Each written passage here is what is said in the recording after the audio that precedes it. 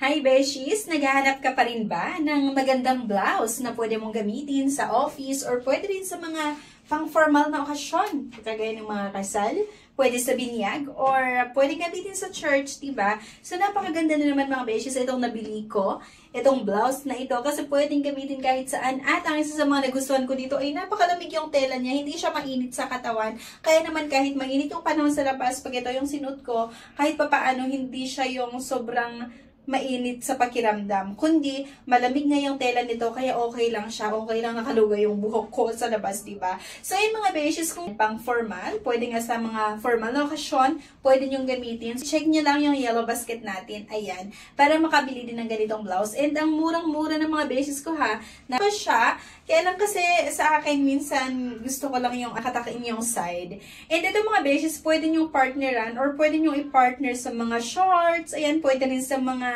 jeans, nyo, or pwede rin siya sa jeans, or pwede i-partner sa jeans, pwede sa leggings, or pwede rin sa mga skirt yung mga beshes. Kaya kahit ano, pwede. Nakadepende na lang sa atin kung paano natin i-style. So, ayun sa akin. Minsan nga sa akin, nakaganyan siya, nakatakin yung kabila. At minsan naman, ginaganyan ko. Pwede nyo rin itong gamitin ha. Pang summer nga, or kapag kayo ay nagsiswimming, napakaganda niya. Kahit saan, kahit ano, diba? Kahit anong okasyon, or kahit ito, pwede pang swimming, pwede nga sa pang simba, pwede pang formal, pwede pang office, pwede gamitin sa mga kasal o sa binyag. Ayan, pwede. So, ayan, pwedeng naka-short lang kayo na nakaganyan. Short lang. Or kung hindi naman, kagaya nung akin nga, na laging nakatakin, ito talaga yung favorite ko.